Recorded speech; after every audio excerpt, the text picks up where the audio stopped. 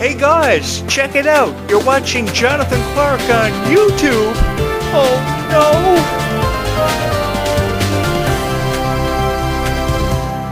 Hello once again, ladies and gentlemen. You guys are tuned into and are watching the latest episode of Jonathan Clarke Video Blogs, of course streaming live for you on my YouTube channel this morning. I would just like to take a moment to say happy Thanksgiving to all my fans watching the show from Canada, streaming it this morning. Thank you guys so much for joining me. I hope you have a wonderful Thanksgiving today and tomorrow, Thanksgiving Monday. I myself am celebrating Thanksgiving this weekend. I'm cooking turkey, but it has not stopped me or held me back from hosting the show because I love being here. And I love the chance to talk about Descendants and Zombies with each and every one of you. I know we have a lot of Canadian actresses who have contributed to the Descendants franchise over the years. Sarah Jeffries from the original Descendants trilogy, and of course Malia Baker from the Rise of Red franchise. They are celebrating Thanksgiving this weekend. I would just like to take a moment to say happy Thanksgiving to you guys, and I hope you have a wonderful Thanksgiving because you deserve it. And thank you guys so much for joining me on this very hectic weekend, but I'm having a whole lot of fun joining you talking about Descendants of Zombies because I have a whole lot of predictions to make about the upcoming franchise and what characters we will see their introduction into the franchise for the first time ever. I think I've been raising the question and concern of where is Alice in the Descendants franchise for quite some time now because I want to see an actress come in to play Alice, even if it's just once, to really bring this franchise to life because you can't represent Alice in Wonderland characters without Alice herself, given how much she meant to the franchise. I go all the way back to 2010, when the Alice in Wonderland franchise became a live action for the first time ever, and seeing this beautiful portrayal of this girl who jumped down a rabbit hole and discovered the mystery behind Wonderland after she chased the white rabbit down a rabbit hole and discovered the power behind Wonderland and all of its mystery and all of its secrets. And I remember how much of an emphasis for at least 50 years Alice has had with this franchise. And I've been asking the question for forever now without an answer, and it going unanswered. Where is Alice? Because I really believe with how effective the Mad Hatter characters and the Cherokee Cat and all these other characters from Alice in Wonderland have been represented from the Descendants franchise, how can you do this and get away with it without representing Alice herself? I just played Disney Speedstorm, and their latest season revolves around Alice in Wonderland, and even she is included as one of the racers on the roster, the new updated roster for Disney Speedstorm. So I think that given the fact and the idea of how Alice has always been involved with her own franchise, why are we not seeing her be a part of the Descendants franchise now? Now, for sure, of course, the answer can come in the form of how it's focusing on the story of the Queen of Hearts and her daughter Princess Red, and how she's trying to find her place in Wonderland, of course, becoming Princess Red and the new princess of Wonderland.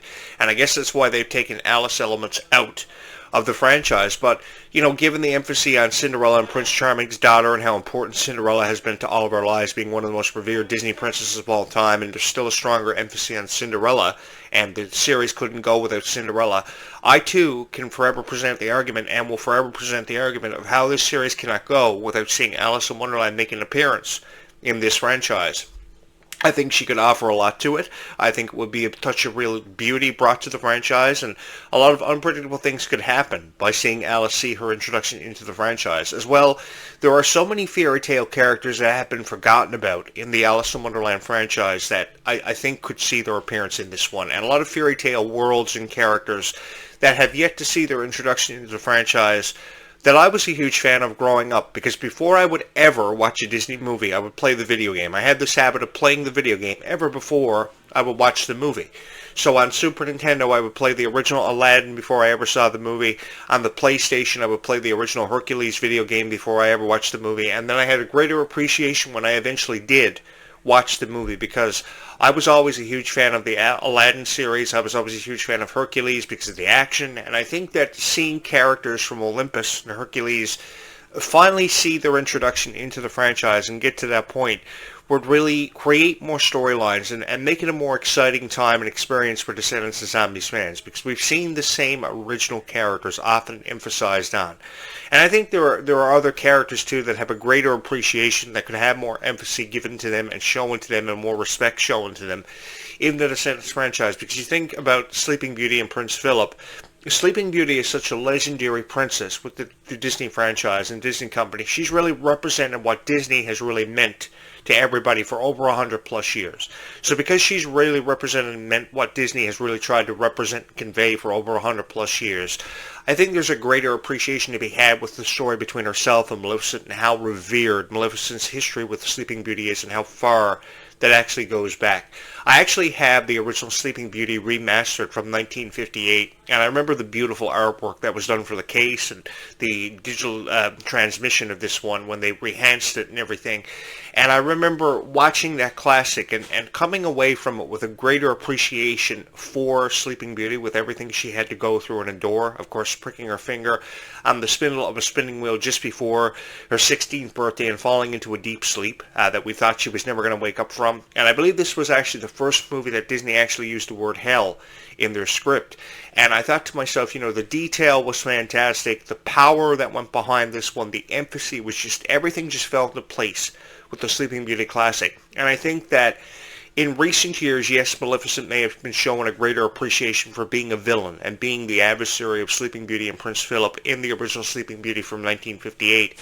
But I think there can never be enough appreciation shown for characters that have seemed to have faded off into obscurity, or almost faded off into obscurity and were forgotten about. I would also go for Red Riding Hood and the Big Bad Wolf to see their introduction into this franchise, because how can you go without Red Riding Hood and the Big Bad Wolf being a part of a fairy tale-oriented saga?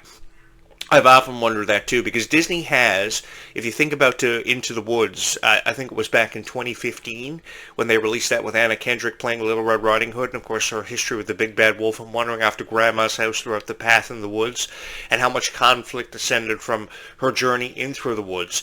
I think that there are so many legendary characters that you just can't forget about, and I can't forget about how beautiful the representation of Little Red Riding Hood was done by Anna Kendrick. Her contributions to Twilight and Disney over the years will never ever be forgotten. She did some outstanding voiceover work too for some animated shows like Trolls years ago too.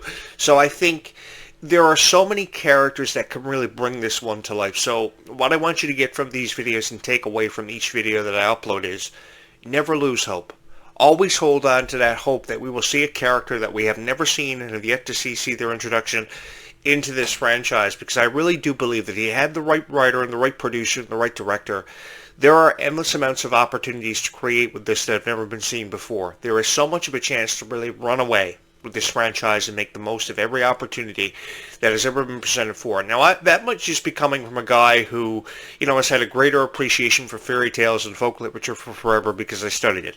If there was one guy in the theater room every day after school, it was this guy, because I helped develop some of the most unsuccessful stage productions of all time, like Phantom of the Opera, Beauty and the Beast, The Little Mermaid. I did everything, and I had so much fun being a part of it, so I had a greater appreciation developing these stage productions. I remember when high schools first acquired the license to produce High School Musical years ago, and how fun that was.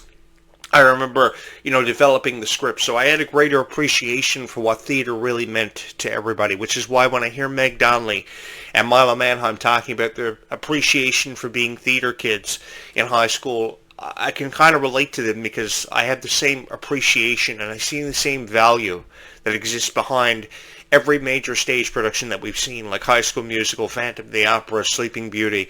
I've been a part of virtually every single one of them, and I've studied them for years. I had a greater appreciation for theater and folk literature in high school, and they were some of my favorite classes. Other people loved English class, math class, gym class. I was never the most athletic in high school, so I kind of turned my focus elsewhere, and eventually what happened is I went on to get a degree in journalism, and that's why these videos are put out there so powerfully, is because I can sit here and I can talk about Descendants of Zombies for hours. I upload videos anywhere from 20 to 25 minutes to a time, 4 times daily, because I think there's never enough conversation that can be raised, and never enough attention can be given to these stars, because you take Kylie Cantrell and Freya Sky, putting so much work ethic behind their performances for the Worlds Collide Tour, because they want to be lost in this moment for forever. And it really was a moment they wanted to last for forever with each and every one of you, and because of each and every one of you. It never was because or never had anything to do with the critics. They just wanted to be in your presence for forever and perform for each and every one of you. And every single time, every single chance they had to perform in front of you, they took full advantage of it. And their performances were not 100%. They were 110% every single time, every single night they stepped out onto that stage. And I think never enough thank yous can be told to Kylie Cantrell and Freya Sky for really putting themselves out there in a way that they knew they were going to receive criticism. They knew going into it that was to be expected. And going into this, I really shuddered to think about all the criticism that the Worlds Collide Tour was bound to receive. But it was because of each and every one of you that made this tour such a huge success, that made this tour so phenomenal, that it became such a worldwide phenomenon, and it really took the world by storm. And I give you guys so much credit for being able to promote the Worlds Collide Tour and talk about it in a way that was far different from every other critic who uploaded videos on YouTube, because within hours of them coming home from the Worlds Collide Tour, I remember all these videos being uploaded by these critics, who, as far as I'm concerned, had no business reviewing the Worlds Collide Tour the way they did. But it was because of you were able to outshine the critics. You were able to talk about the Worlds Collide Tour in the way it was meant to be talked about. I am far from a critic, ladies and gentlemen. I am a journalist who loves to talk about this stuff because I was always a part of every aspect of the Disney Channel revolution and every aspect of Disney for the last at least 35 years. And I've had no regrets talking about Disney and being a part of it, because I remember being a fan of Goof Troop. I remember being a fan of Bonkers. I remember being a fan of Kim Possible. I remember being a fan of live-action TV shows like Hannah Montana and Wizards, who were series that had a lot of potential, but Disney never recognized the potential and never really fully utilized or capitalized on what they could have done with Hannah Montana. While they attached the Hannah Montana name to every piece of merchandise they possibly could to promote her and to promote their company, they never really took full advantage of what Hannah Montana and Wizards could have really amounted to. And it was years later before they ever found their way to the big screen. And I will forever present the argument, too, that, while this was a huge opportunity for Kylie, Cottrell, and Ruby to entertain us, I think there is still a bigger opportunity on the big screen for Descendants of Zombies. And if you can get Hannah Montana and High School Musical to the point where they're on the big screen and in IMAX presentations, so too can your Descendants of Zombies, because of the reverity and how revered they have become over the last 10 years. Because it's really hard to believe it's been 10 years since Descendants of Zombies really captivated a global audience and has taken the world by storm. But it has. And that's the reality we're faced with. People will talk about series like The Walking Dead for forever and how revered that became after 10 or 11 seasons. And I think we all grew tired of that because it was the same story repeated and rewritten time and time again, over and over again. And people really grew tired of seeing The Walking Dead on AMC every Sunday night. Now, I will admit to each and every one of you, by Season 5, I was tapping it from The Walking Dead, but for the first 5 seasons of The Walking Dead, I was a big fan of it because I thought there was a potential that existed with the story. I always thought there was a potential that existed with the story of the Vampire Diaries and True Blood, and so much more of a story yet to be told for the Twilight Saga. But, after 5 seasons of it, you were kind of tapping out. I also remember tapping out of Buffy the Vampire Slayer by Season 5, and they tried to introduce Dracula for the 200th time as a revered character in the Buffy franchise, which really made no sense at all. Because I really believe there is a greater appreciation for a story if you can tell a story. But the issue I have with all these TV shows is they weren't able to tell stories. The writers and producers didn't know the first thing about telling a story. This is the first group of writer and producers that actually have a chance to tell a really great story with Descendants of Zombies. And if you can tell a really great story, then that's what you should do. And you should never let anybody down or let them feel upset, because I honestly believe that this story is far from over, and it's a story that we can keep going with for at least a little while longer. There is still so much of a story to be told, so many more chapters that could be written, especially with the chance of mermaids and sirens and witches and whatever else you want to talk about in the conversation happening for Descendants of Zombies, because I really do believe that this is what the critics want you to believe. That's what they want you to buy into forever and always, is that we're running out of supernatural characters to see in the Zombies franchise. Never enough fairy tale characters can show up in this. I just spoke on Little Red Riding Hood. I just spoke on how Sleeping Beauty could have shown a greater appreciation in this franchise, and Aurora herself could have made an appearance, because Audrey just kind of showed up in the original Descendants trilogy to give Maleficent an adversary based on the history between, of course, Sleeping Beauty and Maleficent from years ago. So we saw Maleficent, but did we ever see Sleeping Beauty get to a point where she saw her entry into the franchise? Again, hundreds of characters that we have yet to see. We have so many unanswered questions about, so much of a history undiscovered. So if you can tell a story, the best thing you can do for the fans of the franchise is tell that story, and tell it in an emphatic way. Just don't have it represented by Kylie Cottrell and Ruby Rose-Turner, who are doing a fabulous job, but have it told by other characters who deserve more of an opportunity, which is another opportunity to really bring Ruby back into the franchise. If you didn't want to have her reprise her role as Bridget, ever. You could have had her come back reprised as a character called Rapunzel or Rapunzel's daughter under a different name. There are so many ways to reintroduce characters into this franchise and to keep the story going. And I think we can keep the story going for just a little while longer of meaningfulness that will really touch our hearts in so many unemphatic ways, because I really do believe that this franchise is far from over, and I've always had an issue. It may have something to do with how I've always had an issue with saying goodbye to franchises, and saying goodbye to franchises way too early. Because I had to do that with Hannah Montana and High School Musical. Disney really forced me to say goodbye and really backed me into a proverbial corner way sooner than I ever thought they would, because I saw the potential later on in life for Hannah Montana and High School Musical and how they could really run with it. I saw the capitalization of Disney on merchandise and ticket sales for concert tours for Hannah Montana and the Jonas Brothers, and I became a fan a little bit too late. I will admit to each and every one of you about that, but I think that even with how I became a fan too late, I mean, ending the series in 2011 and ending Jonas by 2010, a year after it premiered, really just shows how much of a flop it was and how much of a potential existed behind a show like Jonas and Hannah Montana, because while the series may have ended in 2011, it could have been extended to 2015. I mean, forever there was a rumor that Emily Osment was going to take over the role of Hannah Montana, but never fell through with. And forever there's been a discussion about a Hannah Montana reunion being discussed. And I fully support that. Even though I'm a bigger fan of Descendants of Zombies now than I ever was of Hannah Montana, I fully support a Hannah Montana reunion because of how much could be done with it.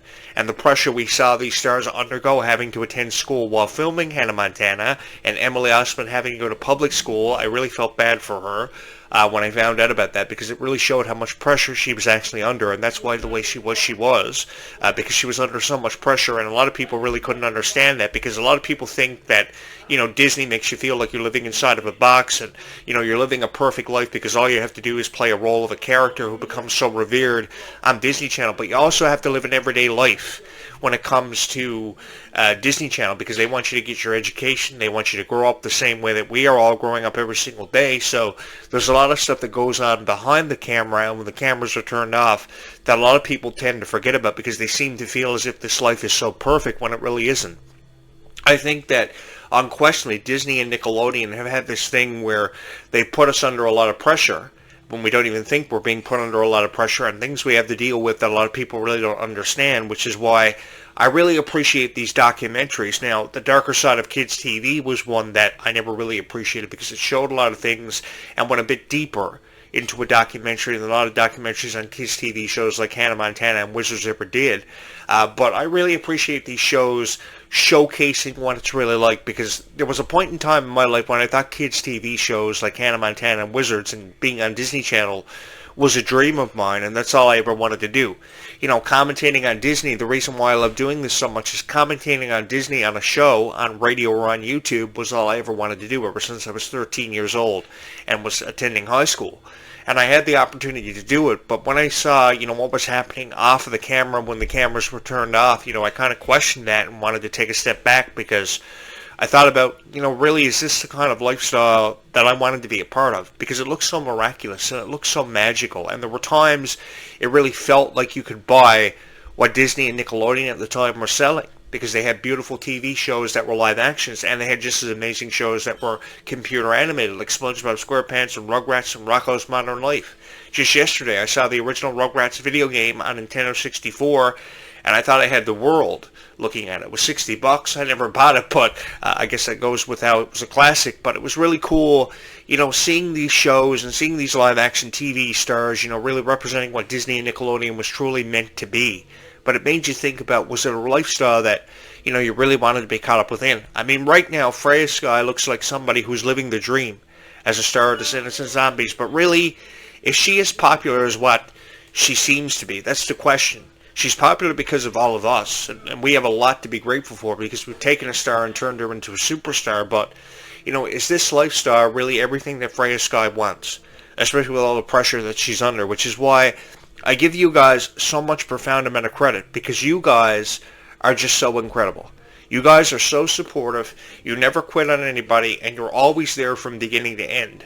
And it shows with this YouTube channel, how everybody subscribes to this YouTube channel, how everybody loves watching these videos, which gives me great honor and great joy in producing these videos and putting the production value behind these videos, because that's what really puts you out there. This YouTube channel has given me a chance to be heard and seen again after so many years. X number of years have passed me by as being a radio show host and a YouTuber. Because the greatest honor of my life was to talk about Disney in a way that I believed it was meant to be talked about, and talked about for forever. And I had the opportunity because of each and every one of you. This didn't happen because I decided to upload videos every single day on my YouTube channel and talk about the rarity of fairy tale characters and stories, which I believe there is so much more of a story yet to be told. This happened because of each and every one of you. This happened because you too believed in Descendants of Zombies as much as what I did, and really gave me the honor just after 9:30 a.m. this morning on my first show that I'll be uploading for you on Thanksgiving weekend and all throughout Thanksgiving weekend. This gave me the honor to meet each and every one of you, just not talk about Descendants of Zombies, because it was a passion that we all shared in. It was something we really all believed in, and brought us that much closer together that we are now the best of friends, and we are in this together. So if we're going down together, and there is no better way to go out. If I'm going to go down in history for being one of the greatest of all time, I want to go down in history for being one of the greatest of all time, for being here with you, and in this moment, and in your guys' presence, to talk about Descendants of Zombies, for showcasing it how it was truly meant to be criticized and talked about for forever and always. Thank you guys so much for all the love and support you have shown this YouTube channel, because I honestly don't know where I would be without your guys' love and support. I wouldn't be a guy on YouTube this morning talking about Descendants of Zombies on Thanksgiving weekend 2025 without each and every one of you. Again, happy Thanksgiving to my fans in Canada watching this show. I will be back in just a few hours from now with a new show, a new episode of Jonathan Clarke Video Blogs, where we'll discuss more about the fairy tale characters and their legacies and their lineage, because there is so much of a story that exists for Cinderella, Sleeping Beauty, Alice in Wonderland. We'll keep the conversation going for just a little while longer, like it deserves, and we'll show it the prestige and the honor it is forever and always deserved, because you guys are what matters to me, the fans of Descendants of Zombies, and being in your guys' presence on this beautiful Sunday morning, talking about Descendants of Zombies. And there is no better way than to spend your Sunday afternoon than by watching the latest episodes of Jonathan Clarke Video Blog, which are bound to drop and be archived on this YouTube channel. And by the way, today, guys, we'll be archiving our 500th video. I think it's coming up next. Our 500th video, so we'll make it a big one, and we'll make it a moment that we will never ever forget. So the 500th video will be archived later on today. I think this is video 499, so that puts us one video out from 500, and almost 70,000 views have happened. Hopefully by today we'll archive up over 70,000 views on this YouTube channel. Guys, thank you so much for all the love and support you've shown this YouTube channel. Stay calm and zombie on, everybody, as we talk more about Descendants of Zombies in the foreseeable future.